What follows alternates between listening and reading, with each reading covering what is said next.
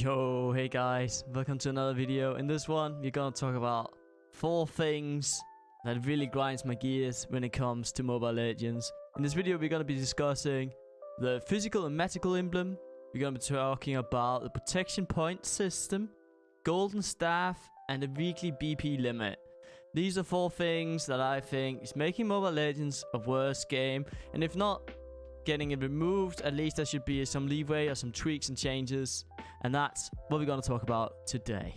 First off, let's talk about the protection point system. The protection point system is there to make sure that new players coming into the game can rank up even if they're doing less than optimal. So if you have less than 50% win rate, you'll still be able to climb the ranks, which I think is fine enough until maybe Grandmaster rank, but from there I don't think it should be a system, because it just kind of lowers the skill bar level of all the ranks, because with less than 50% win rate you can climb all the way up to Mythic if you just play enough, and I don't think that is very healthy for the game. It just ruins the integrity and it ruins the competitive aspect of the game. So that's my take on protection point system. If you don't want to remove it, at least make it so it doesn't work past Grandmaster. They even introduced it into Mythic actually, so now you can climb Mythic all the way up to Mythical Glory or whatever, because you have protection point, and yeah, it just shouldn't be there past Grandmaster. Next up, I want to talk about the physical and the magical emblem. These 2 emblems are way worse than any other emblems, and it's mostly just there as like a starter emblem for new players, but most of the time you just see them maxing those emblems, wasting their dust on them, and then regretting it later on. I don't think I'm the only one who's done that. I've seen a lot of people in my chat where I like tell them that these emblem is not very good, and then they're like, poop. Like, they wasted so much dust, so much BP, so much effort into leveling these emblems, and then in the end you find out that they are basically useless. I think either one, they should be removed, because they don't really have an actual effect on the game, and the way they put into the game is people are not even introduced to the other emblems until they leveled up these emblems to like 5 or something. You need like level 10 before you get the other emblems, so you're only introduced into these and you just think these are the ones you need to go for, even though that is wrong. I think if you don't want to remove them, then make them some sort of like starter emblem, training emblem. So max the level at 15, for example, so we cannot go above 15. That way people won't waste too much effort into them.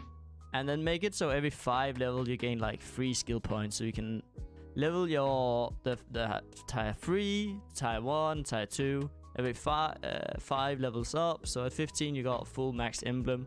And yeah, the emblem is worse than other emblems, but at least you have like a start to the game. I think that is a proper way to do it if you don't actually want to remove the emblem itself. Next up, this is an item, this golden staff. It really grinds my gear. I don't see why this item is in the game. It seems like such a niche item. It's an item made for specifically 3 heroes in the game. Like, there's only like 3 heroes that actually gets any sort of benefit from this. And it just hurts the game and hurts the balancing of the game. Because whenever there's a hero strong like Claude, they had to balance him around the fact that there's golden staff in the game. But golden staff doesn't do anything to any other hero. Like, you can currently use, if you want to use golden staff, it's usable for 3 heroes in the game: Badang, Carry, and Claude.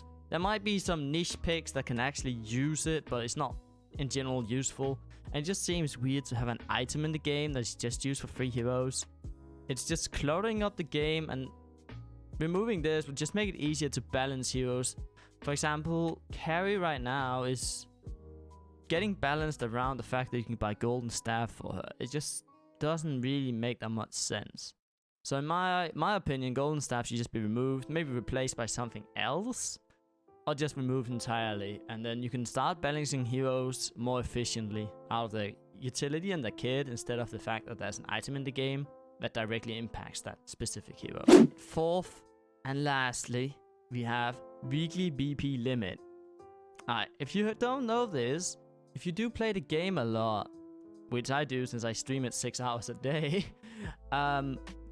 Moontoon put in a weekly BP limit of 8,500 gold. That means if you put in 24 hours a day, 7 days a week, you will only get 8,500 BP. You cannot get more than that. Unless, of course, use a BP card, then you get 1,500 more, so you can get up to 10,000 a week.